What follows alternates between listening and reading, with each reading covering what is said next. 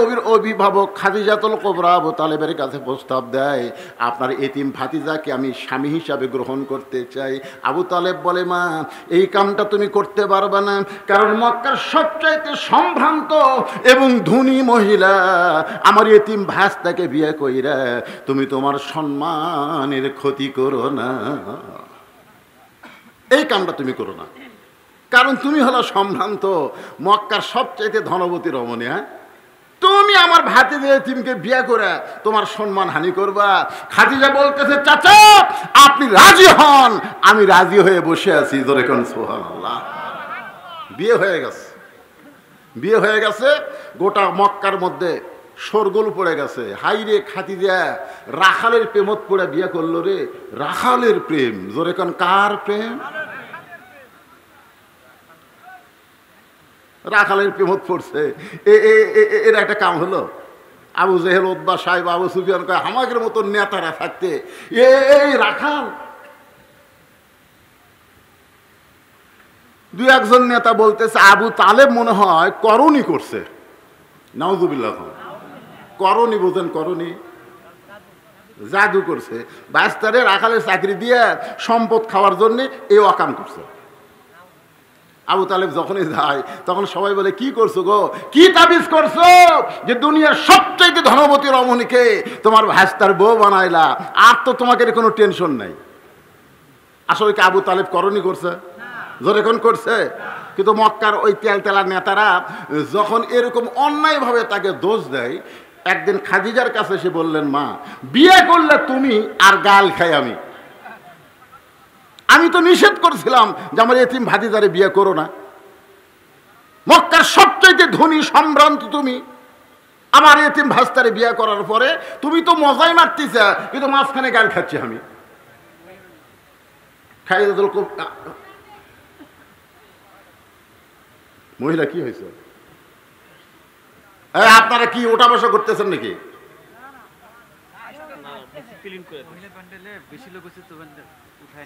আচ্ছা আচ্ছা, মহিলাই বেশি হচ্ছে, মাশাআল্লাহ। ওয়াজ হচ্ছে মহিলাদের, সুবহানাল্লাহ। হ্যাঁ মায়েরা, আপনাকে ওয়াজ আসতেছে, আস্তে আস্তে আমি ফাতেমার যায় শেষ দেবো, তাহলেই বুঝবেন ওয়াজ কাক কয়, ঠিক কিনা বলেন? এখন মিলাদের উপর ওয়াজ হচ্ছে। অনেকে বলে মিলাদ কিরে, আমি সেই মিলাদটাই আপনাদের সামনে উপস্থাপন করতেছি। মিলাদ আসলে কি? নবী নয়, বয়স হলো মাত্র 25 বছর। জোরে কোন কথা, ঠিক কিনা? আমি সেই সময়ের কথা বলতেছি। খাদিজা বলতেছে, চাচা তাহলে বাহিরে গেলেই লোকজন আপনাকে এরকম ধরে? বলে হ্যাঁ। আমি বলে জাদুটনা করছি, ফকরান্তি করছি। খাদিজা বললেন, ঠিক আছে, আগামী সোমবার আপনার ভাস্তা যে এই দিনে জন্ম নিয়েছে, ওই জন্ম হলো সোমবার। জোরে বলেন কি বার? সোমবারে রাসূল রোজা রাখতেন। সাহাবীরা বলে, রাসূলুল্লাহ আপনি সোমবারে রোজা রাখার কারণ কি? রাসূল বলতেন, এই দিনে জন্মগ্রহণ করেছি, এই শুকরিয়া তান আমি রোজা রাখি। আগামী সোমবারে আপনি মক্কার ওই সকল নেতারা যারা আপনাকে তুচ্ছ তাচ্ছিল্য করো, আপনাকে করণী বলে গাল দেয়, আপনি তাদেরকে দাওয়াত দেন। আবু তালেব বাছাই করে করে সমস্ত নেতাদেরকে দাওয়াত দিয়ে খাদিজার বাড়িতে নিয়ে গেছে। আবু জেহেল মনে মনে চিন্তা করতেছে, খাদিজা হয়তো ভুল বুঝিছে, বিয়া করার পরে এখন ভুল বুঝিছে, আমাকে নেতাদেরকে দাওয়াত দেওয়ার অর্থই হলো আজ হয়তো আমাকে সামনে তালাক দিবি। জোরে খান কি দিবি? জোরে খান নাউজুবিল্লাহ। যারা যেরকম মানুষ তাদের চিন্তা কিন্তু সেই রকমই, ঠিক কিনা বলেন? আপনারা বলেন তো, খারাপ মানুষের মধ্যে ভালো চিন্তা আসবে? ভালো মানুষের কাছে খারাপ চিন্তা আসবে? কারণ যে যেমন মানুষ তার চিন্তাও তেমন। আজকের মাহফিলের একজন অতিথি, আমি তখন গাড়ির মধ্যে আরাম করতেছিলাম, বিএনপির। আমি মনে করছিলাম হয়তো তারেক জিয়ার কথা, বেগম জিয়ার কথা আলোচনায় বলবি, কিন্তু দেখলাম বেগম জিয়া, তারেক জিয়া, বিএনপির কোনো গল্প নাই। কোন আমল করলে তাড়াতাড়ি রাসূলের মহব্বত, আল্লাহর জান্নাত পাওয়া যায়? জোরে বলেন কথা, ঠিক কিনা? কলজা ভরে গেল। মঞ্চে দীর্ঘ 15-16 বছর এরকম ভালো কথা অতিথির কাছে আমরা পাইনি। জোরে কোন কথা, ঠিক কিনা? এই শালারা মিথ্যা কথা বলছে, তাদের প্রধানমন্ত্রী থেকে 560টা মসজিদ বানাছে, সমস্ত ভুয়া কথা। তাদের প্রধানমন্ত্রীর বাপের টাকাতে মসজিদ বানা নাই। সৌদি আরব 8,000 কোটি টাকা দিয়েছে, অর্ধেক মারে অর্ধেক টাকা দিয়ে মসজিদ বানাছে। জোরে কোন কথা, ঠিক কিনা? ওরা বলে ওর বাপের জায়গা বিশ্ব ইস্তেমার জন্য টঙ্গিত দিছে। তাবলিগের যে টঙ্গিত জায়গা ওটার বাপের জায়গা, তোর বাপের জায়গা। শালা টেজত আসলে শালাকের কোনো গল্প নাই, খালি এই গল্প। আর আজকে দেখেন একটা বিএনপির নেতা কি সুন্দরভাবে দরুদ পড়া লাগবে, ইস্তেগফার করতে হবে, আল্লাহর কাছে দোয়া করা লাগবে, তার নিজের দলের কথা নিজের কথা একটাও বলেনি। আরো নেতারা আছে তারা কথাই কই না, প্রধান অতিথি কোন দলের আল্লাহ ভালো জানে। আওয়ামী লীগ, আচ্ছা ঠিক আছে।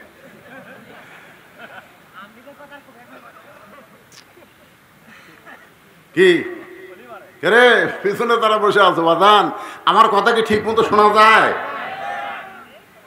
সমস্ত নেতারা মনে মনে চিন্তা করে হয়তো খাদিজা ভুল বুঝে আজকে আমাদের সামনে তার স্বামীকে তালাক দিবে। নাউজুবিল্লাহ। সবাই যখন এসে বসেছে এমন সময় খাদিজা বলতেছে, নেতারা আমি আপনাদেরকে আজকে দাওয়াত দিয়েছি, অনেক ভালো ভালো আপনাদের জন্য হাদিয়া এবং খাওয়া দাওয়ার ব্যবস্থা করছি। নেতারা বলতেছে আমরা জানি আপনি মক্কার সবচাইতে ধনমতী রমণী, আপনার দাওয়াতে আসলে হাদিয়ারও অভাব নাই, খাওয়ারও তো কোনো টেনশন নাই, তো আমাদেরকে দাওয়াত দেওয়ার কারণ কি? খাদিজা বলতেছে সেই কারণটাই তো বলার জন্যে, আগে খাবেন না আগে শুনবেন? আবু জেহেল বলতেছে আগে শুনবার চাই, মনে করতেছে উল্টে। খাদিজা বলতেছে আপনারা নাকি বলেন যে আমি আব্দুল্লাহর এতিম পোলাকে বিয়ে করার কারণে আবু তালেব করণী করছে, আমার এই জাদুটনা করে ঠকায় দিছে, আমি নাকি আব্দুল্লাহর এতিম পোলাকে বিয়ে করে ঠকছি। আবু জেহেল বলতেছে 100 বার ঠকছেন, 1000 বার ঠকছেন। খাদিজা বলতেছে তাহলে আমি 3টা প্রশ্ন করব, আপনারা উত্তর দেন। 1 নম্বর প্রশ্ন হলো আপনার চিন্তা ভাবনা করে দেখেন তো যে আব্দুল্লাহর এতিম পোলাকে বিয়ে করে আমি ঠকলাম, আমাকে জাদুটনা করে বিয়ে দিল তার চাচা আবু তালেব। আপনাদেরকে আমি 3টা প্রশ্ন করব, তার মধ্যে 1 নম্বর প্রশ্ন হলো আপনার সত্যি করে অন্তর থেকে বলবেন আব্দুল্লাহর এতিম পোলার বংশের দাম বেশি না আমার বংশের দাম বেশি? সমস্ত নেতারা বলতেছে মা আব্দুল্লাহর এতিম পোলা গরিব হতে পারে, কিন্তু বংশের দিক দিয়ে তোমার বংশের চাইতে তার বংশের দাম বেশি। খাদিজা বললেন তাহলে বলেন আমি ঠকলাম। একটা দুর্বল বংশের মেয়ে একটা ভালো বংশের ছেলেকে স্বামী হিসাবে আমি গ্রহণ করলাম, এই জায়গায় তো আমি জিতে গেছি, আর আপনারা নাকি বলেন আমাকে ঠকানো হয়েছে। আমার 2 নম্বর প্রশ্ন হলো আব্দুল্লাহর এতিম পোলার চেহারা সুন্দর নামে খাদিজার চেহারা সুন্দর। এবার আবু তালেবকে বললেন চাচা আপনার ভাস্তাকে এখন নিয়ে আসেন। মক্কার সমস্ত নেতাদের সামনে 25 বছর বয়সের যুবক যিনি খাদিজার বাড়িতে রাখাল ছিলেন তাকে খাদিজার পাশে বসায় দিয়ে বললেন এখন আপনারা তাকায় দেখেন আমার চেহারা ভালো না আব্দুল্লাহর এতিম পোলার চেহারা ভালো? সমস্ত নেতারা খাদিজার দিকে তাকাইছে, কিছুক্ষণ পরে চক্ষু ফিরাইয়া যখন আল্লাহর নবীর দিকে তাকায় ওই যে তাকাইছে আর নজর ফিরাবার পারতেছে না। 4 সূর্য গ্রহ তারা তারি নূরের ইশারা, নইলে যে অন্ধকারে ডুবিত এই ধরনী। সবাই বলেন নবী মোর পরশমণি, নবী মোর সোনার খনি, নবী নাম ভাবে যে জন সেই তো দোজাহানের ধনী। 1 ঘন্টা হয়ে যায় খালি নবীর মুখের দিকে তাকে আছে। খাদিজা বলতেছে কি হলো আব্দুল্লাহর এতিম পোলা কেমন? আবু জেহেল বলতেছে খাদিজা তুমি আর কি, তোমার দিকে চোখ দিয়া সঙ্গে সঙ্গে আমরা চোখ মাটির দিকে করেছি, আর তোমার পাশে যে বসে আছে এমন সুন্দর গোটা পৃথিবীর সমস্ত সৌন্দর্য যদি 1 পাল্লায় দেওয়া হয় আর আব্দুল্লাহর এতিম পোলার চেহারা যদি অন্য পাল্লায় দেওয়া হয় দুনিয়ার সবকিছু চাইতে আব্দুল্লাহর এতিম পোলা বেশি সুন্দর হবে। খাদিজা বলতেছে তাহলে বলেন আমার মতো কম সুন্দরী এইরকম বিশ্ব সুন্দর একটা স্বামী পাশে, তাহলে ঠকলো কে? আমি ঠকছি? আমার মতো কম সুন্দরী এইরকম একটা সুন্দর স্বামী পাওয়ার কারণে তো আমি তো জিতে গেছি, তাহলে করণী করা লাগবে কেন? করে তো আমাকে করে না, আমি করণী করছি। জোরে কেন সুবহানাল্লাহ। আমার 3 নম্বর প্রশ্ন হলো, আপনারা বলেন তো আমার বয়স বেশি না আব্দুল্লাহর এতিম পোলার বয়স বেশি? সমস্ত নেতারা বলে খাদিজা আপনার বয়স হলো 40 আর আব্দুল্লাহর এতিম পোলার বয়স হলো মাত্র 25। খাদিজা বলতেছে আমার মতন 40 বছরের একটা বয়স্কা মহিলা, একটা তর তাজা 25 বছরের যুবক স্বামী পাইছি। এখন বলেন আপনারা আমি ঠকছি না জিতেছি? সমস্ত নেতারা বলে আপনি যে 3টা প্রশ্ন করলেন এই 3টাতে আপনি জিতছেন। খাদিজা বলতেছে আমি যদি সবগুলা জিতি তাহলে করোনা করার দরকার কি, জাদুটোনা করার দরকার কি? এবার আবু জেহেল বলতেছে মা কি বলবো, তুমি আব্দুল ইতিম পোলাকে বিয়ে করে দুনিয়ার সমস্ত গরিব মানুষকে বিয়ে করে ঠকে গেছে। জন্মের আগে যার বাপ মারা গেছে, 6 বছর বয়সে মা মারা গেছে, এমন একটা গরিব ছেলেকে বিয়ে করছো। খাদিজা বলতেছে এটাই যদি তোমাকে চিন্তা ভাবনা হয়, এই মুহূর্তে আমার যত সম্পদ আছে আমি সব আব্দুল্লাহর এতিম পোলাকে দিয়ে দিলাম। জোরে কেন সুবহানাল্লাহ। দেখিয়া নবীর মোজেজা ধন্য বিবি খাদিজা, দেখিয়া নবীর মোজেজা ধন্য বিবি খাদিজা, জীবন সম্পদ করিলেন অর্পণ। ওগো নবী দয়ার নবী গো, আপনি হলেন খাদিজার জীবন। ওই খাদিজার বাড়িতে নবীর বয়স যখন 40, নবী ওই মুহূর্তে ছিলেন হীরা গুহায়। এর আগে কিন্তু নবী হয় নাই। নবী একজন মানুষ হিসাবে কেউ আলামিন বলতো, কেউ সুন্দর মানুষ বলতো, কিন্তু নবী হিসাবে দুনিয়াতে প্রকাশ পায় নাই। এই মুহূর্তে আল্লাহ তাআলা লহে মাহফুজ থেকে কোরআনের 5টা আয়াত নবীর প্রতি নাজিল করে, নবীর প্রতি 5টা আয়াত নাজিল করে। প্রথম শব্দই হলো ইকরা, প্রথম শব্দ হলো ইকরা। প্রথম শব্দ কি? যে 5টা আয়াত নাজিল হয়েছে তার প্রথম শব্দই হলো ইকরা। ইকরা মানে পড়েন, ইকরা মানে পড়েন পড়েন। কারণ ফেরেশতা জিবরাইল যখন নবীকে বলবে যে আপনি পড়েন না পড়ো, আপনারা সম্মানী মানুষকে পড়ো কন না পড়েন কন? এখন আপনারা চিন্তা করতেছেন হুজুর বয়সের দিক দিয়ে তো জিবরাইলই বড়, কারণ বাবা আদম থেকে আমাকে নবী পর্যন্ত সমস্ত নবীর কাছে যিনি আল্লাহর হুকুম ওহী নিয়ে হাজির হয়েছেন সেই ফেরেশতার নাম কি? কারণ সেই ফেরেশতার নাম কি? জিবরাইল। তাহলে জিবরাইল তো বুড়া হয়ে গেছে আর আমাকে নবী কেবল 40 বছর বয়স, সেই হিসাবে নবীকে পড়ো বললে কোনো ক্ষতি নেই। আমি আজকে মিলাদের আলোচনা এখন কিন্তু সিরাতের মধ্যে ঢুকিনি, কেবল ঢুকবার চাচ্ছি। হ্যাঁ, কেবল ঢুকবার চাচ্ছি, এখনো মিলাদের মধ্যে আছি। তা আপনারা বলেন তো কে বড়, বয়সে বড় কে, জিবরাইল না নবী? নবী বড়। মদিনাত গেলে একটা দরজা দেখবেন, মসজিদ নববীর একটা দরজার নাম হলো বাবে জিবরাইল। বাপ মানে দরজা, জিবরাইল মানে জিবরাইল দরজা। ওই দরজা দিয়া জিবরাইল আল্লাহর নবীর কাছে আসতেন। জোরে করে সুবহানাল্লাহ। তো জিবরাইল যতবার নবীর কাছে আসতেন একটা সাহাবীর চেহারা ধরে আসতেন। সে সাহাবীর নাম হলো দাহিয়াতুল কালবি। যেরকম সাহাবীর নাম কি? ওই বাবে জিবরাইলে দাহিয়াতুল কালবি সাহাবীর চেহারায় জিবরাইল দাঁড়িয়ে নবীকে সালাম দিলেন, আসসালামু আলাইকা ইয়া রাসূলুল্লাহ, আমি একটু আপনার কাছে আসতে চাই। আমি কিন্তু নিজে ওই দরজা দেখছি এবং ওই দরজা যে ঢুকেই আমি 2 রাকাত নামাজ পড়ে বাবে জিবরাইলের শুকরিয়া আদায় করেছি। জোরে করে সুবহানাল্লাহ। যে দরজা দিয়ে জিবরাইল ঢুকতো। তো দাহিয়াতুল কালবি সাহাবীর চেহারায় জিবরাইল যখন নবীকে সালাম দিছে, আপনারা বলেন তো সাহাবী না জিবরাইল? জোরে কোন সাহাবী না জিবরাইল? কিন্তু ওই সাহাবীর চেহারায় যখন সালাম দিছে নবী তখন বলতেছেন ফাতেমা তোমার চাচা এসে দরজাটা খুলে দাও। নবী বলতেছে তার মেয়েকে ফাতেমা তোমার চাচা আছে। জোরে কোন কে আছে? চাচা এসে দরজা খুলে দাও। জিবরাইল চুম করছে। চাচা হচ্ছে বাপের ছোট ভাই। জোরে কোন কথা ঠিক কিনা? আপনারা চাচা কাক কন? বাপের বড় ভাই কন না ছোট ভাই কন? আমাদের বগুড়াতে চাচা মানে বাপের ছোট, আর বড় আব্বা মানে বাপের বড়, জ্যাঠা মানে বাপের বড়, চাচা মানে বাপের ছোট। তো এখন জিবরাইল একটু চমকে উঠছে, কে হামাক চাচা কর কারণ। তো যাই হোক ফাতেমা দরজা খুলে দিল, ফেরেশতা জিবরাইল নবীর কাছে মুখ বাহার করে বসে আছে, দেখিয়া দিল কাল বিসি হাওয়া। আল্লাহ নবী বললেন, জিবরাইল কি খবর, মন ভার খেন?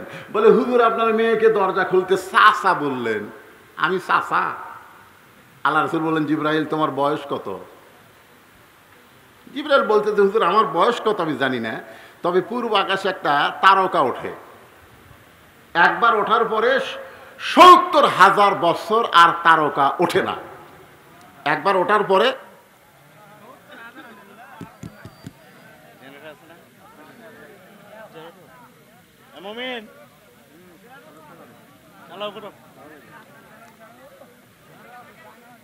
ওটা বসা না করে সবাই একটা আল্লাহর জিকির করেন বাবা, জিকির করেন আল্লাহর। এই গরমের মধ্যে বসে আছেন, আল্লাহ জান্নাতি কবুল করুক, আল্লাহুম্মা আমিন।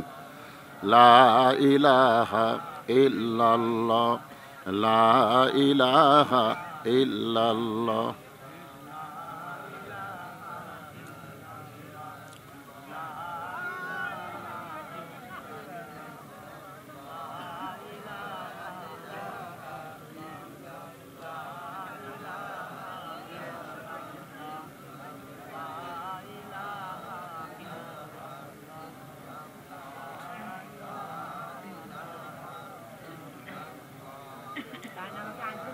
হ্যাঁ হ্যাঁ আছে, চালাইছিলাম বেরি সব দিন।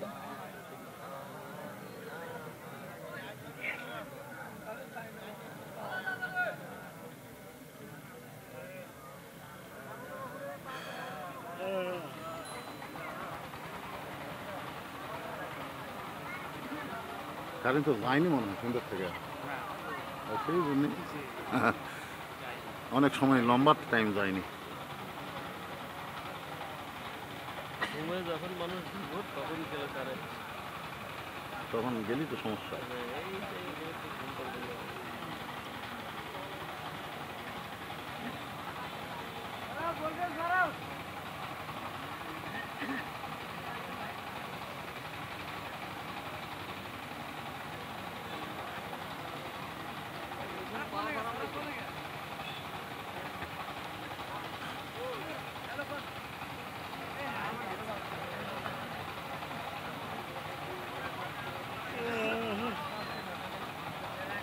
জেনারেটরে ভোল্টেজ আসেনি তো।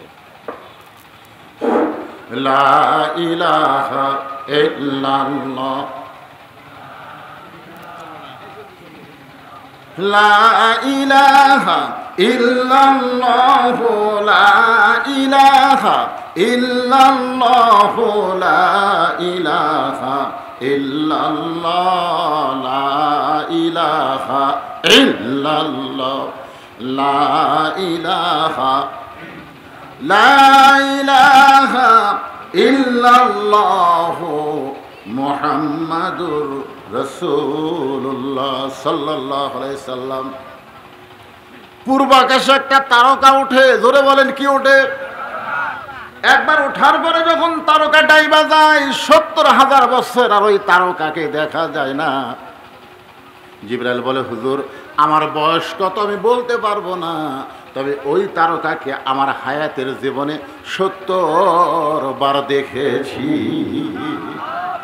একবার দেখার পরে কত বছর? তাহলে দেখছে কয়বার? এখন হিসাব করেন আমার বয়স কত। আল্লাহ নবী বলে, জিবরাইল তুমি বলো তো ওই তারকাকে আর দেখা যায়? বলে ৭০,০০০ বছর পাড়ি দিয়া ৪০ বছর পার হয়ে গেল, ওই তারকা আর দেখা যায় না। হিসাবে তো ৪০ বছর আগে ওঠা লাগে, ধরে কোন কথা ঠিক কিনা? আল্লাহ নবী বলেন, জিবরাইল আর ওই তারকাকে দেখতে পাবা না, কারণ ওই তারকাই ছিলাম আমি মুহাম্মাদুর রাসূলুল্লাহ। লাউলা লিমা খালাকতুল আফলাক, যখন দুনিয়ার কোনো কিছু সৃষ্টি করা হয় নাই তখন আল্লাহ তাআলা আমাদের নবীকে সৃষ্টি করেছে। ধরে কোন সুবহানাল্লাহ। বাজানকে একটু খেয়াল করেন, প্রথম শব্দই হলো ইকরা। ইকরা মানে পড়েন, পড়েন।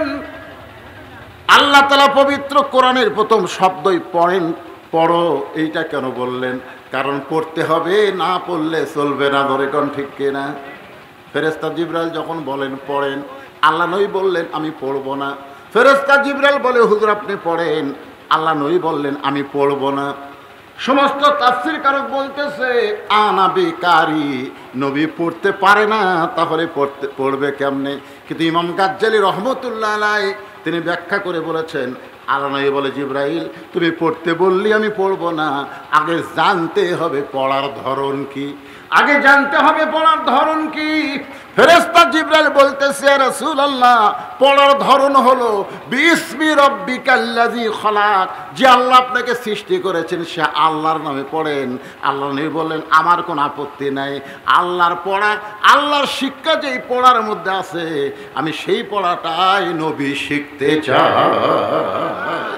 বিসমি রাব্বিকাল্লাযী খলাক, আপনি সে আল্লাহর নামে পড়েন যে আল্লাহ আপনাকে সৃষ্টি করেছে। তাহলে চিন্তা করেন পড়ার কথা আল্লাহর কোরআনে আছে না নাই? এই হিসাবে এই আয়াত অনুযায়ী আমরা যারা সিরাতে রাসূল আলোচনা শুনবো, এই মুহূর্তে আমি মিলাদ থেকে সিরাতে পার হলাম, সিরাতে রাসূল আলোচনা যারা শুনবো, এই শোনার সময় আমাদের নিয়ত করা দরকার এই কোরআন শরীফ আমাদের সকলের জন্য পড়া সুন্নত না নফল?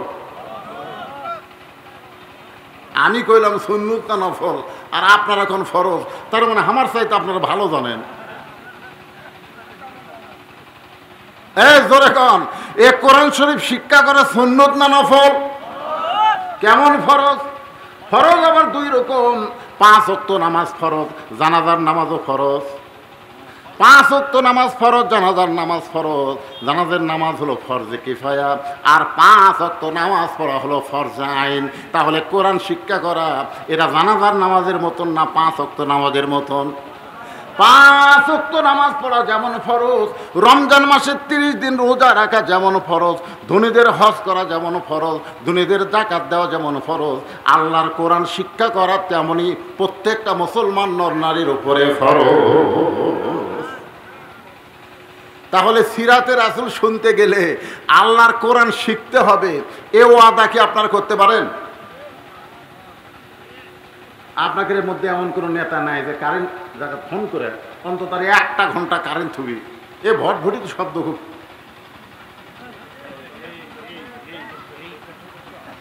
হ্যাঁ দেখেন তো, একটু ফোন টোন করে দেখেন তো। না আসলে সেই মাগরিবের পর পরে আমি আইছি, বুঝলেন, এশার অনেক আগে, এ পর্যন্ত কারেন্ট যায়নি, গেছে। এই রাত্রে আপনারা যারা ওয়াজ শুনতেছেন তারা না হয় চেতন আছেন, কিন্তু যারা ফ্যানের মধ্যে ঘুমাচ্ছে ভাই, এই সময় কারেন্ট যাওয়াতে তারকে যে কি বিপদ শুরু হবে তোরে না, ঘুম তো ভাঙছি, শরীর খালি সিটবিট করতেছে, এর একটা কারেন্ট যাওয়ার টাইম হলো।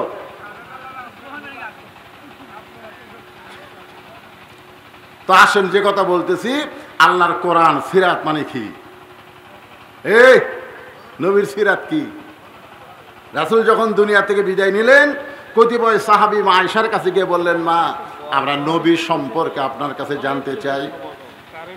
মা আয়েশা বললেন, নবী সম্পর্কে তোমরা আমার কাছে জানতে কেন আসলে? তোমরা কি আল্লাহর কোরআন পড়ো না? সাহাবীরা বললেন, মা অবশ্যই আমরা আল্লাহর কোরআন পড়ি। মা আয়েশা বললেন, আল্লাহর কোরআনও যেমন, আল্লাহর নবী হলেন বাস্তব তেমন। তার মানে বোঝা গেল নবীর সিরাতের 23 বছর জিন্দেগি, আল্লাহর কোরআন। এই কোরআনের প্রথম শব্দই হলো ইকরা, মানে পড়ো। আল্লাহর কোরআনকে যদি আমরা পড়তে পারি, কোরআনকে যদি আমরা ধরতে পারি, কোরআনকে যদি আমরা গ্রহণ করি, তাহলে আল্লাহর নবীর সিরাত আমাদের জানা ভালো হবে। জোরে কোন কথা ঠিক কিনা বাজান? নবীর সিরাতের মধ্যে প্রথম 13 বছর হলো মক্কায়, 23 বছরের মধ্যে 13 বছর হলো মক্কায়, আর 10 বছর হলো মদিনায়। আপনার কি বিরক্ত হচ্ছেন? তাহলে গুরুত্বপূর্ণ কথা তো একটু গুরুত্ব দিয়ে শোনা লাগবে। সিরাতের 23 বছরের 13 বছর কোথায়? মক্কায়।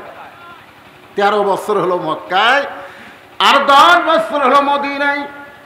এই 13 বছরের প্রথম 2 বছর নবী তার নবুয়তকে গোপন রাখলেন। নবী যে নবী হয়েছেন এরা প্রথম 2 বছর গোপন রাখলেন, গোপনে কলেমার দাওয়াত দিলেন। আল্লাহ বলেন, ইয়া রাসূলুল্লাহ গোপনে শুধু দাওয়াত দিলে হবে না, প্রকাশ্যে আপনি যে আল্লাহর নবী এটা প্রকাশ করতে হবে। আল্লাহ রাসূল বললেন, কার কাছে প্রকাশ করব? বলে আপনারা আপন জনের কাছে আগে প্রকাশ করেন। সর্বপ্রথম আমাদের নবীকে যিনি বিশ্ব নবী হিসাবে স্বীকার করেছেন তার নাম হলো খাদিজাতুল কুবরা। জোরে কান সুবহানাল্লাহ। আল্লাহ রাসূল বলেন আমার মতন সৌভাগ্যবান কেউ নাই যে আমি স্বামী আমাকে নবী স্বীকার করা। এটা কিন্তু সবার জন্য সহজ হলেও বইয়ের জন্য কিন্তু সহজ না। বউ সর্বপ্রথম আমাদের নবীকে নবী বলে স্বীকার করেছে নবীর বউ। জোরে কোন কে? এ যে আজকে প্রায় 40 বছর হলে 40 বছর হলে আমি ওয়াজ করতেছি, এখন পর্যন্ত আমার বউ আমাকে হুজুরই কয় না। আমি বহুদিন বউকে বলেছিলাম দুনিয়ার অনেক মানুষ আমাকে হুজুর কয় গো, তুমি একটু আমাকে হুজুর করে ডাকো তো কেমন লাগে। বউয়ের মুখে হুজুর শুনতে কেমন লাগে, একটু হুজুর হুজুর কত। আর বউ খালি মুসকে মুসকে হাসে। মানে হাসো কেন? বলে জনগণ আপনাকে চিনে না তাই হুজুর কয়, কিন্তু আমি আপনাকে চিনি, আপনি মালটা কি। হুজুর হওয়া এত সহজ নয়। 40 বছর ওয়াজের পরেও নিজের বইয়ের কাছে আমরা হুজুর হওয়ার পারি নাই। আর সর্বপ্রথম নবী বলে যিনি স্বীকার করেছেন তিনি আর অন্য কোনো মানুষ না, তিনি হলেন নবীর বিবি। জোরে বলেন কথা ঠিক কি না?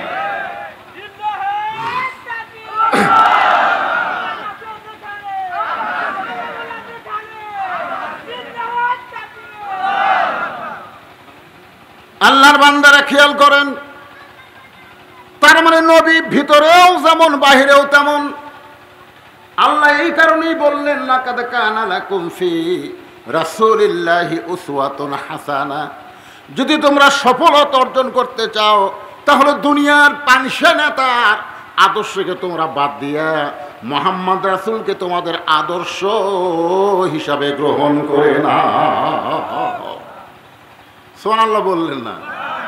আপনারা কি মনে করতেছেন যে সমস্ত কর্মী নেতাগর থুয়া প্রধানমন্ত্রী বাংলাদেশ থেকে ভারতত চলে গেছে, আমাকে নবী হাসরের ময়দানে আল্লাহ যখন আমাকে ধরে ধরে জাহান্নামত দিবে তখন নবী পলে যাবি? কি মনে হয়? আল্লাহ রাসূল বলেছেন আল্লাহ আমার সমস্ত উম্মতের যত পাপ আছে সব পাপ আমাকে দাও, আমার সমস্ত উম্মতকে মাফ করে তুমি জান্নাত দাও, আমার সমস্ত উম্মত জান্নাতে যাবে, আমি রাসূল খুশি হব। আমি ততক্ষণ জান্নাতে ঢুকবো না যতক্ষণ আমার উম্মতেরা জান্নাতি না হবে। আল্লাহুম্মা সাল্লি আলা মুহাম্মদ, আল্লাহুম্মা সাইয়্যিদিনা মুহাম্মদ। জোরে করে সুবহানাল্লাহ। ভাইজান এমন একজন নবী আমরা পাইছি যে নবীর ভিতরেও যেমন বাহিরেও তেমন। মা খাদিজা সর্বোত্তম নবী হিসাবে স্বীকার করলেন। আব্বা আব্বা করে ডাকে ফাতেমা, তাই মনে হয় নবী বলে স্বীকার করেনি? আপনাদের কি মনে হয়? আমি সিরাতের আলোচনা করতেছি। মা খাদিজা ঈমান গ্রহণ করলেন। পুরুষের মধ্যে সর্বোত্তম ঈমান গ্রহণ করলেন আবু বকর, আর ছোট বাচ্চাদের মধ্যে সর্বোত্তম ঈমান গ্রহণ করলেন হযরত আলী। মেয়েদের মধ্যে সর্বোত্তম যিনি ঈমান গ্রহণ করছে তার নাম কি? খাদিজাতুল কুবরা। জোরে কান, তার নাম কি? আর পুরুষদের মধ্যে যিনি সর্বোত্তম ঈমান গ্রহণ করছে তার নাম হলো আবু বকর বয়স্ক, আর ছোট বাচ্চার মধ্যে যে ঈমান গ্রহণ করছে তার নাম হলো হযরত আলী। একটু খেয়াল করবেন, নিজের পরিধির মধ্যে কলেমার দাওয়াত দিলেন, আপনজনেরা গ্রহণ করলেন, আবার অনেকের কাছে কলেমার দাওয়াত দিলেন তারা গ্রহণ করলো না। এরপরে আল্লাহর নবী প্রকাশ্যে কলেমার দাওয়াত দেওয়া যখন শুরু করলেন তখন নির্যাতন শুরু হয়ে গেল। এমনকি যারা ঈমান গ্রহণ করেছে তাদের মধ্যে অনেকে গরিব ছিল। এই গরিবের মধ্যে ছিল একটা মহিলা, তার নাম হলো সুমায়া, একটা পুরুষ, তার নাম হলো ইয়াসার। ওই সুমায়া আর ইয়াসারের একটা সন্তান ছিল, তার নাম হলো আম্মার। এই তিনজনকে ঈমান গ্রহণ করা অপরাধে এত নির্যাতন করেছে, মাকে হত্যা করেছে, বাবাকে হত্যা করেছে, ছেলের সামনে, যে ছেলের সামনে সুমায়াকে হত্যা করেছে, বাবা ইয়াসারকে হত্যা করেছে। আবু জেহেল বলতেছে আম্মার একটা বার বল আল্লাহ নবী মানি না, আল্লাহ নবী মানি না। তোর মাকে হত্যা করা হয়েছে, তোর বাবাকে হত্যা করা হয়েছে, কিন্তু আমরা তোকে হত্যা না করে ছেড়ে দিব।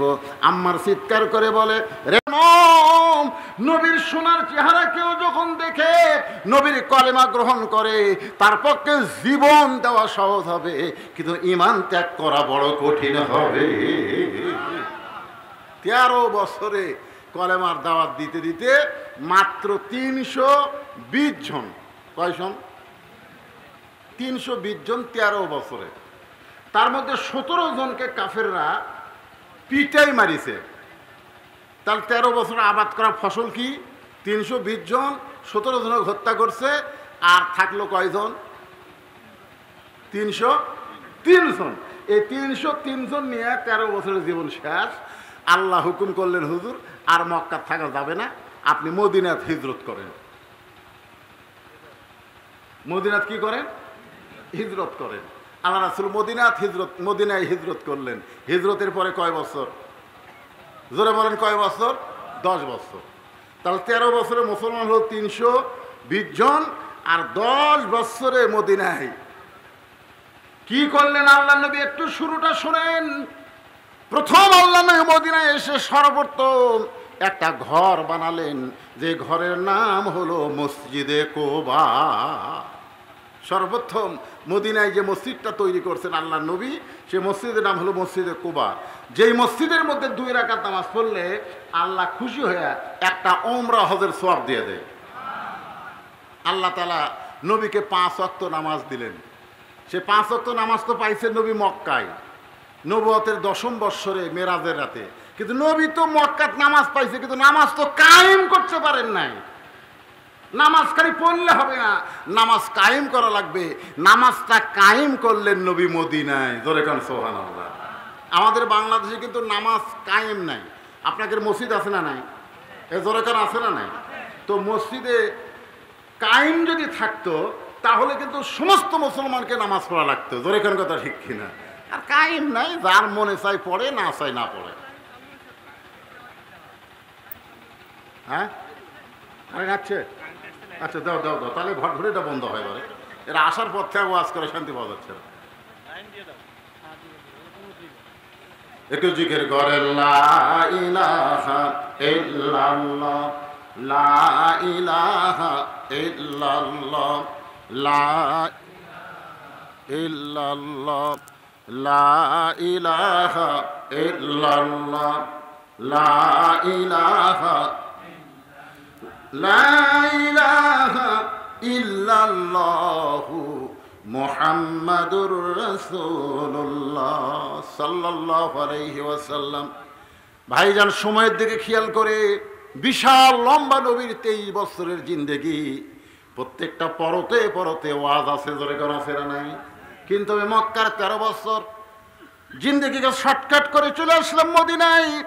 কারণ বাংলার মুসলমান এতদিন মক্কার ইসলামকে গ্রহণ করেছে, মদিনার ইসলামকে গ্রহণ করতে পারে নাই। কারণ মক্কার ইসলাম হলো নির্যাতনের ভিতর দিয়ে ইসলাম প্রচার করা, আর মদিনার ইসলাম শুধু নির্যাতন না, ওরা মারবার আলে ধরে মারবি। ধরে কোন কথা ঠিক কিনা? খুব খেয়াল করবেন। এজন্য মদিনা একটা সময় বেশি নিয়ে আপনাদেরকে বোঝানোর জন্যে আমি আলোচনা করতেছি।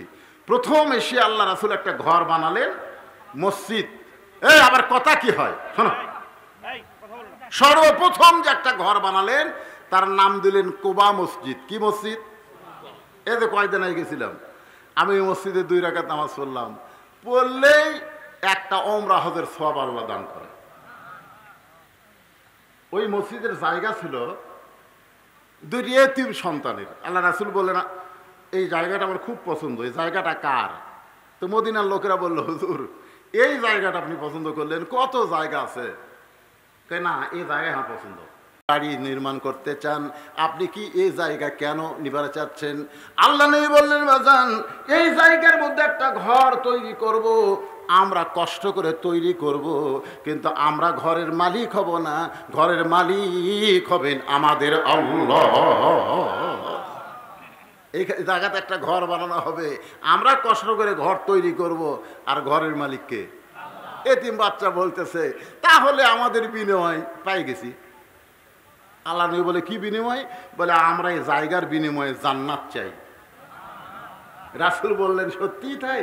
এতিম 2 বাচ্চা বললেন, জান্নাতের চাইতে বড় বিনিময় মুসলমানের সামনে আর কিছু হতে পারে? আল্লাহ রাসূল বললেন, যারা মসজিদ তৈরি করবে, মসজিদে জায়গা দেবে, মসজিদ টাকা পয়সা দেবে, তোমরা তো এতিম শুধু জান্নাত পাবে না, কিয়ামত পর্যন্ত মসজিদের বিনিময়ে আল্লাহ তাদেরকে জান্নাতের মালিক বানাবে। তাহলে আপনারা যারা মসজিদে জায়গা দিচ্ছেন, যারা এত সুন্দর করে মসজিদ বানাচ্ছেন, তাদের মধ্যে অনেকেই দুনিয়াতে আছেন, আবার অনেকে দুনিয়া থেকে কবরে চলে গেছেন। জোরে কোন কথা ঠিক কিনা? তো যারা কবরে গেছে তারা কিন্তু বুঝতে পারতেছে মসজিদ সুন্দর করে গড়ানোর বিনিময় কি, কিন্তু আপনারা যারা বাসে আছেন তারা বুঝতে পারতেছেন না। মসজিদে কোবা নির্মাণ করা হলো। মসজিদে কোবার পরে আল্লাহ রাসূল তৈরি করলেন মসজিদে নববী। মসজিদ নববী, এখানে মদিনাত গেলে আপনি অনেক মসজিদ দেখবেন। এক মসজিদে আল্লাহ নবী খুতবা দিচ্ছেন, সেই মসজিদকে বলা হয় মসজিদে খুতবা। আরেকটা মসজিদ আছে মসজিদে কেবলাতাইন, যেই মসজিদে বাইতুল মুকাদ্দাসের দিকে মুখ করে নবী নামাজ শুরু করেছিলেন, নামাজ পড়া অবস্থায় কেবলা পরিবর্তন হয়ে আবার মসজিদে হারামের দিকে মুখ ফেরালেন। ওই মসজিদে দুইটা কেবলা আছে, এখন এক কেবলা বাতিল হয়ে গেছে, আর এক কেবলা চালু, কিয়ামত পর্যন্ত ওই কেবলাই থাকবে, সেটা হলো মসজিদে হারাম। জোরে বলেন সুবহানাল্লাহ। মসজিদ নববী যখন তৈরি করলেন, নবী তৈরি করার পর আল্লাহর নবী একটা নামাজ আদায় করতেছেন, ইমামতি করতেছেন, সাহাবেরা পিছনে নামাজ পড়লেন। নামাজ শেষ করে আল্লাহ রাসূল বললেন, সাহাবীরা আমি তোমাদের সামনে একটা আলোচনা করতে চাই। সাহাবীরা বললেন, হুজুর কি আলোচনা? রাসূল বললেন, তোমরা কি জানো আজকে নামাজের ভিতরে আল্লাহ তাআলা আমার উপরে কোরআন নাজিল করেছে। আবু বকর, উমর, ওসমান, আলী তারা বলতে, হুজুর আমরা একসময় খেয়াল করছিলাম যে আপনার গোটা দেহ থরথর করে কাঁপতেছে। আল্লাহ রাসূল বললেন, ওই সময় কোরআনের একটা আয়াত আল্লাহ আমার ওপর নাজিল করছে, আমি সে আয়াতখানা তোমাদের সামনে বলবো, তোমরা কি শুনবার চাও? সাহাবীরা বলে, হুজুর আপনি কোন কি? আল্লাহ আয়াত নাজিল করছে, সেটা আমরা শুনবো না, আপনি যা বলবেন আমরা তাই শুনবো। ধরে কোন সুবহানাল্লাহ। আপনারা বলেন তো, আল্লাহ নবী যে কথাগুলো বলেছেন, এ কথা করে কি নবীর বাপ দাদার কথা কথা? আল্লাহ কোরআনে বলেছেন, মা ইয়ান্তিকু আনিল হাওয়া ইন হুয়া ইল্লা ওয়াহয়ুন ইউহা। নবী যেগুলো কথা বলেছেন, নবী যেগুলো কাজ করেছেন, নফসের তাড়নায় পড়ে কিছুই করেনি, কিছুই বলেনি, সব বলাইছেন কে? আরো জোরে বলেন। সাহাবারা বললেন, ইয়া রাসূলুল্লাহ কোন আয়াত আল্লাহ আপনার উপর নাজিল করলো? আপনি না বলা পর্যন্ত আমরা উঠব না। আল্লাহ রাসূল বললেন, তাহলে শোনো, আমি যখন নামাজের ইমামতি করতেছিলাম দ্বিতীয় রাকাতের রুকু থেকে যখন আমি দাঁড়াইছি, এমন সময় ফেরেশতা জিবরাইল এসে আমাকে বলতেছে, ইয়া রাসূলুল্লাহ ইয়া আইয়ুহান নাবিয়্যু হারজিল মুমিনিনা আলাল কিতাল। ওগো নবী, আপনার পিছনে দাঁড়ায় যারা সারিবদ্ধভাবে কাতার সোজা করেছে, যারা জামাতবদ্ধ হয়ে নামাজ পড়তেছে, আপনি শুধু তাদেরকে নামাজ পড়লে হবে না, তাদেরকে শুধু রোজা রাখলে হবে না, তাদেরকে স্ট্যান্ডিং আর্মির মতন গড়ে তুলতে হবে। ওগো আল্লাহর নবী, একদিন হয়তো মক্কার কাফেরেরা এই মদিনা আক্রমণ করতে পারে। মক্কা থেকে হিজরত করে মদিনে এসে মসজিদে কুবা নির্মাণ করলেন, মসজিদে খুতবা নির্মাণ করলেন, মসজিদে কেবলাতাইন থেকে মসজিদ নববী। আপনি কি জানেন হুজুর, যে কোনো সময় মক্কার কাফেরেরা আপনার মদিনাকে আক্রমণ করতে পারে, আর মক্কার কাফের যখন মদিনা আক্রমণ করবে, তখন দোয়া দিয়া, দরুদ দিয়া, নামাজ দিয়া আপনি মদিনা রক্ষা করতে পারবেন না। ওই মক্কার কাফেরদের বিরুদ্ধে আপনার সাহাবী মুসলমানদেরকে সৈন্য হিসাবে দাঁড়াতে হবে। এই আয়াতের কথা যখন রাসূল বললেন, তখন সমস্ত সাহাবীরা আলহামদুলিল্লাহ আলহামদুলিল্লাহ আলহামদুলিল্লাহ তসবিহ পড়তেছে, কিন্তু একজন মাথা সেই পাগড়ি, মুকুট সেই দাড়ি, জুব্বা পরে নবীর কাছে গিয়ে বলতেছি, ইয়া রাসূলুল্লাহ এইটা না গন্ডগোলের আয়াত। কিসের আয়াত? কথাটা খেয়াল করে শোনেন। ইয়া আইয়ুহান নাবিয়্যু হারজিল মুমিনিনা আলাল কিতাল। মক্কার কাফেরের মদিনা আক্রমণ করবে আর আমরা যায়া তাদের সঙ্গে যুদ্ধ করব, এটা না গন্ডগোল? আপনার বলেন তো, ইসলামী আন্দোলন করা এটা কি গন্ডগোল? কথা কন না কেন, গন্ডগোল? এতদিন জঙ্গিবাদী বলে, আমাদেরকে মৌলবাদী বলে ওই শালারা কি বুঝাইছে? হ্যাঁ, ওরা বুঝাইছে আমরা গন্ডগোল। ওয়াজের মধ্যে একটু গ্রহণযোগ্য আন্দোলনী কোরআনের হক কথা বলতে গেলি, কুল জাল হক ওয়া যাহাকাল বাতিল ইন্নাল বাতিলা কানা যাহুকা। হুজুর যে ওয়াজ করতেছে এটা খালি রাজনীতি গন্ডগোল। দেখেন মাথার পাগড়ি মুকুট দাড়ি পরে জুব্বা নিয়ে নবীরই সাহাবী নবীর কাছে বলতেছে হুজুর এটা না গন্ডগোলের আয়াত। আল্লাহ রাসূল কয় ই কে রে, ই যে আমার পাশে একদিন হলে সামনে কাতারে নামাজ পড়তেছে, এই দরবেশ কে রে, যাই নৌকা তুললে দাড়ি কামায় আর সারা দাড়ি লিয়া দরবেশি করছে। জোরে কোন ঠিক কিনা? এই দরবেশ কে রে? চিনতে পারছে? আইনমন্ত্রী ধরে নিয়ে যখন চলে যাচ্ছে তখন আইনমন্ত্রী বলতেছে ভাই ও যে দাড়ি চাচা। তখন এই পুলিশেরা কয় ওটা কে রে? হায় হায় অ্যাক্সিডেন্ট না, এটা সালমান এফ রহমান। এই হুঁকড়া দাড়ি কুটি গেল, কামা আছে কি? আল্লাহ রাসূল চিন্তা পড়ে গেল, মাথার পাগড়ি মুকুট দাড়ি পরনো জুব্বা আর কোরআনের আয়াতকে বলে গন্ডগোলের আয়াত। ই কে রে?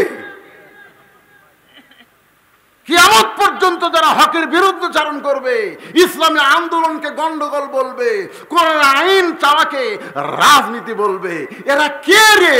জোরে কথা ঠিক, এরা কে? এমন সময় আল্লাহ তাআলা আবার আয়াত নাযিল করলেন নবীকে জানানোর জন্য। আল্লাহ বললেন ওয়ামিনান নাসি মাইয়াকুলু আমান্না বিল্লাহি ওয়া বিল ইয়াউমিল আখিরি ওয়া মা হুম বিমুমিনিন। এরা নামাজ পড়বে, এরা রোজা করবে, আল্লাহকে বিশ্বাস করবে, আখিরাতকে বিশ্বাস করবে, কিন্তু কোরআনের আইনকে, কোরআনের সংবিধানকে গ্রহণ করবে না। আল্লাহ বলতেছেন এরা মুমিনই হইতে পারে নাই, এরা হলো মুনাফিক। এরা মুমিনই না, এরা হলো মুনাফিক। তাহলে যিনি বলতেছেন এটা গন্ডগোলের আয়াত, এর নাম হলো উবাই ইবনে খালফ। নাম কি? উবাই ইবনে খালফ। সবচাইতে বড় মুনাফিক, সবচাইতে বড় মুনাফিক। একটু মনোযোগ দিয়ে শুনবেন। বদরের যুদ্ধ হয়ে গেছে, এই মদিনা জীবনের মধ্যে মক্কার কাফেররা মনে করতেছে কিনা, আমরা মনে করছিলাম হিজরত করে যায় কাম বন্ধ করবি, কিন্তু এখন শুনতেছি ওরে বাবা রে, মক্কা থেকে হিজরত করে যায় বসে নাই রে, এখন আবার মদিনাকে কোরআন দিয়ে রাষ্ট্র গঠন করবার চাই, এক দুনিয়ার থেকে উৎখাত করা লাগবে। আবু জেহেলের নেতৃত্বে বদরের যুদ্ধ। রাসূল বলে আল্লাহ আমাকে তরবারি নেই, ঘোড়া নেই, খাওয়া নেই। আল্লাহ বলতেছেন নাসরুম মিনাল্লাহি ওয়া ফাতহুন কারীব ওয়া বাশশিরিল মুমিনিন। ওগো নবী, আপনার কিছু না থাকলে কি হবে? মুমিনদের আমি আল্লাহ রয়েছি। জোরে কোন ঠিক কি না? বদরের যুদ্ধে রাসূল বললেন যে মক্কার কাফেররা আমাদের মদিনাকে আক্রমণ করবে, আমরা শান্তিপ্রিয়, আমরা শান্তিপ্রিয় জাতি, আমরা কারোর সঙ্গে গন্ডগোল করতে পারি না। ওরাই আসতেছে আমাদেরকে মদিনা থেকে উৎখাত করার জন্যে। আল্লাহ তাআলা আমাদের উপরে জিহাদ ফরজ করেছে, তোমরা কারা কারা জিহাদের ময়দানে যাওয়ার চাও? সাহাবীদের মধ্যে হতে হতে 311 জন হয়ে গেল। কয়জন? 311 জন সাহাবীদেরকে নিয়ে নবী যখন জিহাদের ময়দানে রওনা দিবে, এমন সময় ছোট্ট 2 বাচ্চা নবীর সামনে এসে বলতেছে ইয়া রাসূলুল্লাহ, আমরাও আপনাদের সঙ্গে যাবার চাই। আল্লাহ রাসূল বললেন বাজান, আমাদের সঙ্গে যাবার চাইলে হবে না, আমরা কোনো খেলা করবার যাচ্ছি না, আমরা কাফেরদের বিরুদ্ধে যুদ্ধ করতে চাই। 2 বাচ্চা বলে আমরাও যুদ্ধ করব। আল্লাহ রাসূল বললেন যুদ্ধ করতে গেলে একটা বয়স লাগে, একটা মাপ লাগে। আর্মি হতে গেলে একটা বয়স লাগবে, একটা মাপ লাগবে। যেরকম কথা ঠিক কিনা? এখন আল্লাহর পথের সৈন্য হতে, হিজবুল্লাহ হবার গেলে কমপক্ষে 5 ফুট লম্বা হওয়া লাগবে।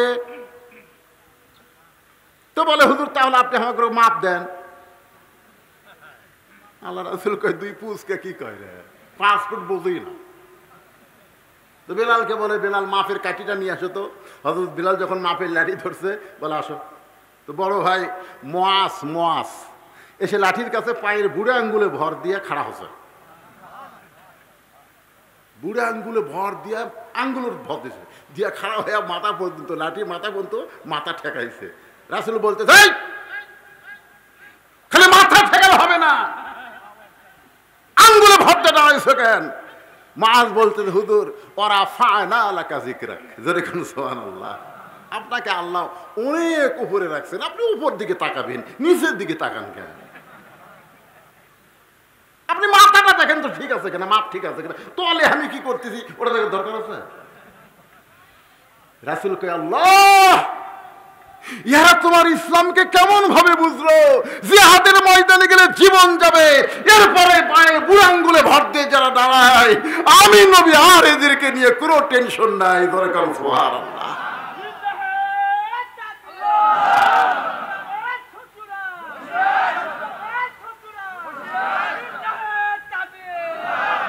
কোরআনের শত্রুরা হুঁশিয়ার হয়ে গেছে, এক টাকা খুঁজে পাওয়া যাচ্ছে না। জোরে কোনো কথা ঠিক কিনা? ইসলামের শত্রু হুঁশিয়ার হয়নি। আমাকে এলাকা যারা সিনা টান করা বেড়াতো একটাও নেই। একদিন আমি একটা দেখা পেলাম, দেখি মাথা নিচু করে হাঁটতেছে, মনে মেয়ে মানুষ আছে। গেলাম, ক্যারে ভাই খবর কি? হুজুর গোপনে ছিলাম, বার হয়েছি, আবার চলে যাবো। আর কথা নাই ভাই, দূরে হয়ে গেছে রে, মুখ একেবারে মুখ ইয়ের মধ্যে লুকে দিছে। এরা হুঁশিয়ার সাবধান ঠিকই আছে, জোরে কর কথা ঠিক কিনা, কিন্তু আমরা ঠিক হতে কিনা সেটা দেখেন। আল্লাহর বান্দার একটু খেয়াল করেন। রাসূল বললেন ঠিক আছে, তোমার মাথার দিকে খেয়াল করে তোমাকে আমি জিহাদের ময়দানে গ্রহণ করে নিলাম। 312 জন হচ্ছে, জোরে কোন কয়জন? মুআব্বিস বলে ভাইজান কি আল্লাহ রাসূল আপনাকে জিহাদের ময়দানে যাওয়ার সুযোগ করে দিল, কিন্তু দুই ভাই আমরা কি নিয়ত করে বের হয়েছি, আপনি গেলে হবে না, আমিও সঙ্গে যাবার চাই। বড় ভাই বলতেছে তুই ছোট, তুই কি মাপে হবার পারবি? আমি মাপে হয়েছি বুড়া আঙ্গুলে ভর দিয়া, আর তুই আমার চাইতেও 4 আঙ্গুল ছোট, তুই কেমনে হবি? দৌড়ে গিয়ে রাসূলের সামনে দাঁড়ায় বলে হুজুর আমার ভাই মাপে হওয়ার পারে, কিন্তু শক্তিতে আমার সাথে পারে না। বহুদিন কুস্তি করেছি, কোনদিন কুস্তি করতে গিয়ে আমার বড় ভাই আমাকে নিচে ফেলাতে পারে নাই, ওর শরীর লম্বা কিন্তু গাওয়াত বল নাই। হুজুর আপনি আমাকেও জিহাদের ময়দানে যাওয়ার অনুমতি দেন। আল্লাহ রাসূল চোখের পানি বের করে বলে তুমি ছোট ভাই হয়ে বড় ভাইয়ের সঙ্গে কুস্তিতে পারবে? বলে বিশ্বাস যদি না হয় তাহলে আপনি আমাদের লাগায় দেন। এবার মুআজকে বলে রে মুআজ, তোমার মুআব্বিস ভাই তোমার সঙ্গে কুস্তি করতে চাই। বলে হুজুর আমার সঙ্গে যাবে, কিন্তু এই বেটাকে আমার সাথে পারবে নাকি? এখন দুই ভাই কুস্তি করতেছে, ছোট ভাই বড় ভাইয়ের কানে কানে বলতেছে ভাই যান, আল্লাহ রাসূল তোমাকে মাফে অনুমতি দিয়েছে, এখন তুমি নিচে পড়ে গেলে আর তোমার কোনো সমস্যা নাই। ভাই কাফের বেঈমান যদি প্রথম দিক থেকে পূর্ব দিক থেকে নবীকে লক্ষ্য করে তীর মারে, তুমি না হয় নবীর সামনে গিয়া ঢাল হয়ে দাঁড়ায় যাবে, কিন্তু পিছন দিক থেকে কেউ যদি তরবারি মারে বলো সেই দিকে কে দাঁড়াবে? তুমি নবীর ডানে থাকবা, আমি নবীর মায়া বামে থাকবো। আল্লাহর নবী দুনিয়াতে থাকবে, আর দুনিয়ার কোনো কাফের নবীর গায়ে তীর মারবে, তরবারি মারবে, আমরা দুই ভাই এটা কখনোই হতে দিব না। নবী তোমাকে মাফে জিহাদের ময়দানে যাওয়ার হুকুম দিছে, ভাই একটু দুর্বল হয়ে নিচে পড়ো, আমিও জিহাদের ময়দানে যাবার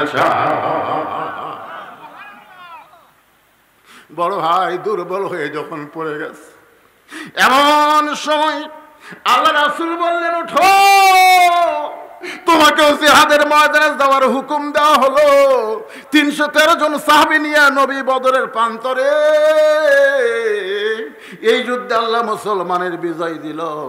এরপরে উহুদের জিহাদের ময়দানে আল্লাহ নবীকে তারা শহীদ করার চেষ্টা করলো। আবু জেহেলের বেটা ইকরামার নেতৃত্বে উহুদের ময়দানে যুদ্ধ হলো। প্রথম দিকে মুসলমান বিজয় লাভ করেছিল, কিন্তু আমি নিজের চোখে দেখলাম যে দুইটা পাহাড়ের মাঝখানে নবী 80 জন সাহাবীকে বলেছিল কোনো অবস্থাতেই তোমরা জায়গা ছাড়বা না। ওই জায়গাটা আমি নিজের চোখে দেখলাম, এখানে 80 জন মুসলমান যদি দাঁড়ায় থাকে সজাগ হইয়া দুনিয়ার কোনো কাফের বেঈমান মুসলমানদেরকে আক্রমণ করতে পারবে না। কিন্তু কাফেররা ঠইকা গিয়া ওদের সম্পদগুলো সব ফেলে দিয়ে যখন চলে গেছে, এমন সময় আমিরের কথা ভুলে গিয়া, নেতার কথা ভুলে গিয়া এই দুনিয়ার সম্পদ গনিমতের মাল খেয়াল করে যখন কুড়াতে যায়, এমন সময় খালিদ বিন ওয়ালিদের নেতৃত্বে একদল কাফের ওই দিক দিয়ে ঢুকে মুসলমানের একটা প্রথম পরাজয়। এই জিহাদের ময়দান হলো উহুদের ময়দান। ওখানে 70 জন মুসলমান শহীদ হয়ে গেছে। তার মধ্যে নবীর চাচা আমির হামদাও ছিল। একেবারে উহুদের পাহাড়ের পাশেই ওই সোহাদায়ে উহুদ, যেখানে 70 জন সাহাবী শুয়ে আছেন। আর আমির হামদাকে বলা হয় সাইয়্যিদুস শুহাদা, সমস্ত শহীদদের সর্দার। ধরে কর সুবহানাল্লাহ। জিহাদের ময়দানে আমির হামজার বুক চিরে কলিজা বের করা হয়েছে, কলিজা চাবাইছে, তাকে এইভাবে নির্মমভাবে দুনিয়া থেকে নিয়ে গেছে। যখন নবী কাঁদতেছিল, এমন সময় আল্লাহ পাক আয়াত নাজিল করে বললেন, হুজুর আপনি কাঁদবেন না। ওয়ালা তাকুলু লিমা ইউকতালু ফি সাবিলিল্লাহি আমওয়াত বাল আহইয়া, যারা আল্লাহর জন্য নিজের জীবন দেয় তাদেরকে আমি আল্লাহ বলতেছি মৃত্যু বলো না, বরং সে চির জীবন লাভ করেছে। ওয়ালা কিল্লা তাশউরুন, এটা সাধারণ মাথা দিয়ে বোঝা যায় না। জোরে কোন কথা ঠিক কি না? তারপর থেকে মুসলমানের আর কোনো পরাজয় নাই। মুসলমান বিজয় হতে হতে মক্কা বিজয়। সুবহানাল্লাহ বলেন। মক্কা বিজয় হলো 8ম হিজরিতে। মাত্র 8 বছরে 10,000 সাহাবী, 13 বছরে মাত্র 320 জন, আর 8 বছরে 10,000 সাহাবী নিয়ে নবী মক্কাত গেছে। তাহলে বোঝা গেল মক্কার জীবনে মুসলমান বাড়ে নাই, মদিনার জীবনে মুসলমান বেড়েছে। মক্কার জীবনে শুধু দাওয়াত দেওয়া হয়েছে, কিন্তু দাওয়াতকে কায়েম করা হয় নাই। আর মদিনার জীবনে কোরআন শুধু দাওয়াত ছিল না, কোরআনকে সংবিধান হিসেবে গ্রহণ করা হয়েছিল। মদিনায় রাষ্ট্র হয়েছিল, রাসূল হয়েছিলেন প্রেসিডেন্ট। খুব খেয়াল করবেন ভাইজান, আল্লাহ রাসূল 23টা বছর আমাদেরকে দিয়েছেন। আমরা সেই সিরাতকে গ্রহণ করি, আমরা গ্রহণ করি। রাসূলের জীবনে মক্কাও ছিল, রাসূলের জীবনে মাদানেও ছিল। জোরে কোন কথা ঠিক কিনা? সেই মদিনার জীবনে মক্কা বিজয় তখন হয়ে গেল। মক্কা বিজয় মনে করেন 5ই আগস্ট আমাকে বাংলাদেশের জন্য কি এরকম একটা বিজয় না? খুব খুশি না? এক একজন আনন্দে কি করতেছে, আনন্দে কি করতেছে তার ঠিক নেই। আল্লাহ তাআলা সূরা নসর নাযিল করলেন যে বিজয় পাওয়ার পরে বিজয় ধরে রাখা কিন্তু খুব কঠিন। যেরকম কথা ঠিক কিনা? এই কয়েকদিন আগে যে ছেলেরা কোটা আন্দোলন করে সমন্বয়কেরা চলে আসলো রাস্তায়, এখন তারা সরকার হচ্ছে সরকার। আর 2-1 বেড়া আছে, তার কাছে মোশান হচ্ছে ভাই। এমন ভাবে হাঁটতেছে 2 দিনকার ছড়া হয়ে বড় বড় বয়স্ক নেতাদের বিরুদ্ধে কথা বলতেছে। কথা ঠিক কিনা? আরে শালারা, 3 দিনের 3 পোয়া হয়ে গেছে 250। চিন্তা করে দেখেন ও কি কয় তার ঠিক না। এই যে বিজয় অর্জন করার পরে এই বিজয়কে ধরে রাখা কিন্তু খুবই কঠিন। জোরে কোন কথা ঠিক কিনা? এমনি কিন্তু মোবাইল কল ফাঁস হয়ে গেছে, চট করে ঢুকে পড়বি যে কোনো জায়গা থেকে। জোরে কোন কথা ঠিক, চট করে ঢুকবি কি? এই জন্য আল্লাহ তাআলা সূরা নসর নাজিল করে বললেন, ইজা জা নাসরুল্লাহি ওয়াল ফাত ওয়ারাআইতান নাসা ইয়াদখুলুনা ফী দীনিল্লাহি আফওয়াজা ফাসাব্বিহ বিহামদি রাব্বিকা ওয়াস্তাগফির ইন্নাহু কানা তাওয়াবা। কোনো বিজয় তোমাদের না, বিজয় হচ্ছে আল্লাহর সাহায্য। জোরে কোন কথা ঠিক কিনা? যে আল্লাহ আমাদেরকে দয়া করে রহম করে বিজয় দিয়েছেন, এই বিজয় ধারণ করতে গেলে আর আমরা সাধারণভাবে চলবো না। এখন আল্লাহর কোরআন অনুসারে আমরা চলতে চাই। তোর ঠিক কিনা ভাইজান? শুধু কোরআনের আলোচনা শুনলে হবে না, সিরাতে রাসূলের সবচাইতে দামি আলোচনা হলো কোরআনকে জীবনের পাথেয় হিসাবে গ্রহণ করতে হবে। এই কোন দিকে তাকাচ্ছেন? এই কোরআনকে জীবনের পাথেয় হিসেবে গ্রহণ করতে হবে। কারা কারা আল্লাহর কোরআনকে নিজের জীবনের সঙ্গে মিল রেখে বাকি জীবন চলতে চায়? 2খানা হাত একটু গভীর রাত্রে আল্লাহকে দেখায়। আল্লাহ দেখেন আপনার বান্দারা আল্লাহর কোরআনের পথে চলতে চায়। আল কোরআনের আলো সংসদে জানো লিল্লাহে তাকবীর। যারা দুইখানা হাত তুলে আল্লাহকে দেখাইলেন, আপনাদের কাছে একটু রুমাল যাবে, গামছা যাবে, এই দুই হাত পকেটের মধ্যে ঢুকায় দিয়ে আল্লাহর ঘর মসজিদের জন্য, কোরআনের মাহফিলের জন্য সবাই খুশি মনে দান করবেন। রাজি আছেন? আচ্ছা, এই দানের কথা বলতেও যে মুরব্বী যে উঠলো, ওই দিকে আর একজন উঠলো, না না না উঠলো, কোথায় যাচ্ছে? বাসায় যাওয়ার আগেই কিন্তু হাসপাতালে যাওয়া লাগতে পারে। কাউসারি কিন্তু বাসাতে আসবার পারেনি, ওয়াজ করবার গেছে, আজরাইল ধরছে। যখন কি ধরছে? এই কথা বলেন না কেন? আল্লাহর ঘর পৃথিবীর সর্বশ্রেষ্ঠ দান হলো, দুইটি এতিম বাচ্চা পর্যন্ত বলল যে বিনিময়ে যদি আল্লাহ জান্নাত পাওয়া যায় তাহলে দুনিয়ার কোনো টাকা পয়সার দরকার আছে? সেই দিনে রাসূল বলেছেন যে আল্লাহর ঘর মসজিদ তৈরি করে দিবে, তৈরি করাতে সাহায্য করবে, তৈরি করাতে কাজ করবে, সবাইকে একটা করে জান্নাতে ঘর দেওয়া হবে। জোরে করে সুবহানাল্লাহ। জি, একজন মারা গেছে, ওনার শাশুড়ি নাক ফুল করছে দান, আল্লাহ দানকে কবুল করেন। আর 110 টাকা দান করেছে, আল্লাহ দান কবুল করেন। কারণ কি ধরছে রে এত বড় কালো, ওটা কি রে?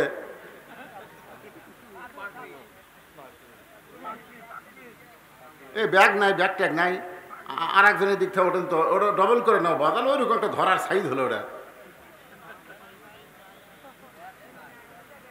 এই দিক থেকে একজন ডানাতে ওঠেন, অনেক গরম বুঝুন না, রাত অনেক হয়ে যাচ্ছে, 12টা পার হয়ে গেছে।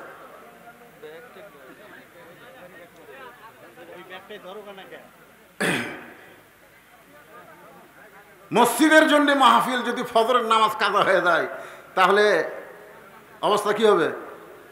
এই জন্যে খুব খেয়াল, ওয়াজ করতে গিয়েও বক্তাদের খেয়াল করা লাগবে, বেশি রাত করা যাবে না। আর বাড়ির যে ঘুমাবো আসসালাতু খায়রুম মিনান নাওম শোনার সঙ্গে সঙ্গে চেতন পায়া ফজরের 2 রাকাত ফরজ নামাজ আমরা মসজিদে জামাতের সঙ্গে আদায় করবো। যেরকম ঠিক কি না? হ্যাঁ, নামাজ কায়েম হয়েছে মদিনার জীবনে, রাসূল কায়েম করেছেন। বাংলাদেশে আমাদের নামাজ কায়েম হয়নি, যার কারণে আজকে কেউ নামাজ পড়ি, একই বাড়ির বাপ নামাজ পড়বার আসে, ছেলে নামাজ পড়তে আসে না, দাদা নামাজ পড়ে, নাতি নামাজ পড়ে না। আল্লাহ কোরআনে বলেছে আল্লাযীনা মাক্কান্নাহুম ফিল আরদ, মুসলমানের মধ্যে কাউকে যখন প্রধানমন্ত্রী করা হবে, প্রেসিডেন্ট করা হবে, তার 1 নম্বর দায়িত্ব হলো পদ্মা সেতু নির্মাণ করা, ফ্লাইওভার রাস্তা করা, বাল্য বিয়া বন্ধ করা, মাদক মুক্ত সমাজ করা। এগুলো একটাও 1 নম্বর কাজ না, কাজ হতে পারে তবে 1 নম্বর না। 1 নম্বর কাজ হচ্ছে আকামুস সালাত, নামাজ কায়েম করা। জোরে কোন কথা ঠিক কি না? আজকে সমাজের মধ্যে যদি নামাজ কায়েম থাকতো, কোনো 5 ওয়াক্ত নামাজি মহিলা কোনোদিন বেপরদা হবে না, 5 ওয়াক্ত নামাজ পড়া যুবক কোনোদিন আর্জেন্টিনা ব্রাজিলের সাপোর্টার হবে না। জোরে কোন কথা ঠিক কি না? 5 ওয়াক্ত যারা নামাজ পড়বে, আল্লাহ কোরআনে বলেছেন ইন্নাস সালাতা তানহা আনিল ফাহশাই ওয়াল মুনকার, একমাত্র নামাজই পারে মানুষকে যাবতীয় খারাপি থেকে বাঁচায় দিতে। আপনাদের মধ্যে কেউ যদি এরকম 5,000 10,000 টাকা দেওয়া লোক থাকেন যে হুজুর আমরা আগে দেইনি এখন দিব, তাহলে আপনারা দিতে পারবেন। আর আমি সকলের কাছে চাইছি সবাই যেটা দিচ্ছেন টেজের উপরে এসে আপনারা জমা দিয়ে যাবেন। যিনি যা পারছেন আল্লাহর হস্তে, আল্লাহর ঘর মসজিদে দান করেছেন। মসজিদ এটা হলো গ্রাম কেন্দ্রিক, এলাকা কেন্দ্রিক। যেরকম ঠিক কিনা? প্রত্যেকটা গ্রামে একটা করে মসজিদ আছে না নাই? তো এই মসজিদ তৈরি করা এটা বাহিরের টাকা দেওয়া হবে না, বাহিরের লোক যারা ওয়াজ শুনতে আসবে তাদের টাকা দিয়ে মসজিদের চট কেনা যাবে, চট। কিন্তু মসজিদ নির্মাণ করতে গেলে এই গ্রামের লোককে বড় ভূমিকা পালন করা লাগবে। যেরকম ঠিক কিনা? এই গ্রামের লোক যারা, তো আপনাদের মসজিদ তো মাশাআল্লাহ হয়ে গেছে, যেগুলো কাজ বাকি আছে আপনারা গ্রামের যারা বড় বড় চাকরিজীবী আছে, ধনী আছে, আপনারা ভালো জানেন। আপনারা মসজিদের ব্যাপারে তাদেরকে জোর করে ধরবেন, আমাদের মসজিদের এই কাম করা লাগবে। যেরকম সভাপতি সাহেব আছেন, আপনার ধরবেন যে সভাপতি সাহেব আপনি